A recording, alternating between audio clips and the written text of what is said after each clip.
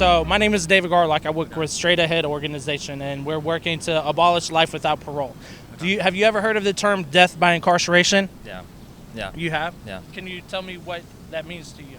It means either you're going to be put to death or you are just for life incarcerated. There's 50 out of the 55 and older population here in Pennsylvania. We have 10,600 people incarcerated. Do you think that these men and women should be released? I don't know that I'm going to say universal release, but I'm generally in favor of minimizing the prison population,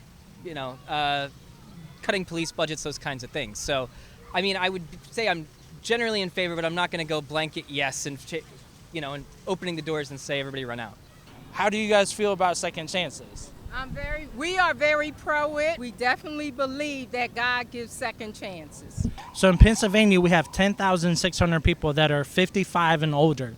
Do you think that a person should serve 20 or 30 or 40 years in prison? Some of these aren't even for a murder charge. Well, by the time they get out, they'll probably be either dead or, very close to being at the end of their life. So, at that point, if the crime was severe enough, I have no problem with them serving the terms they have, even though they're old.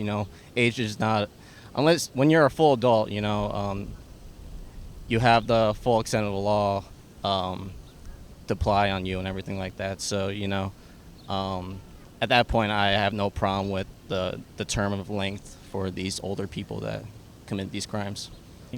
What is your idea about a second chance? To give a second chance. I actually was incarcerated before. My son just came out. He did 5 years. And it's hard. People don't want to give you a chance, man. We have to help one another. We definitely have to help one another. Do you think that whatever crime somebody commits, do you think that somebody spending the rest of their life in prison is a fair punishment?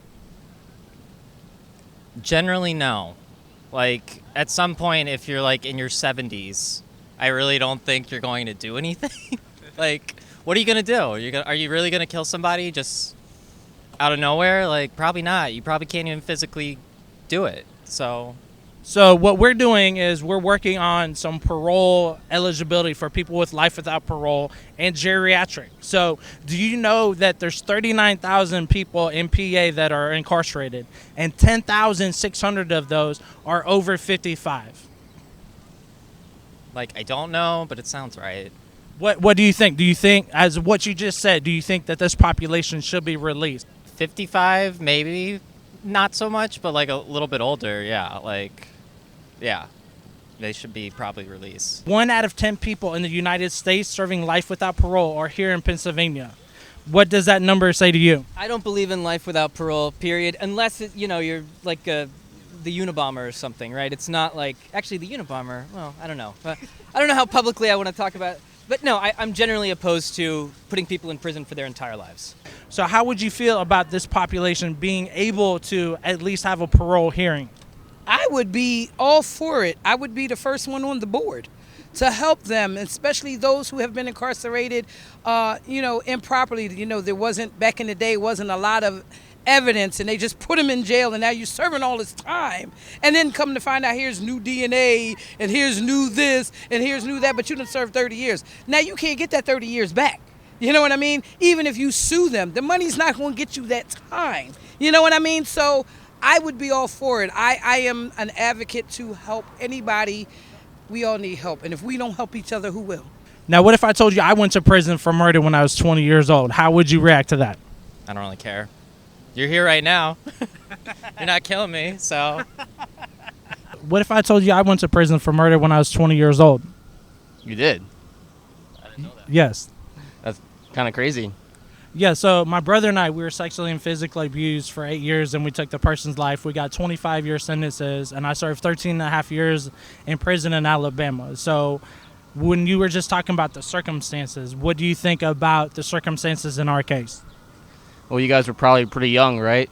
So how young were you when you committed that crime.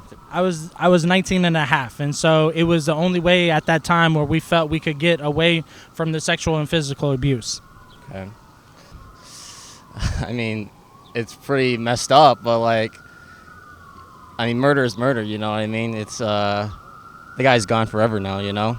I don't know if I can justify it, but you did your time, and you know now you're out. So for that, I have no problem with that. You know. Now, I have a question for you. How would you react if I told you that I went to prison for murder when I was 20 years old?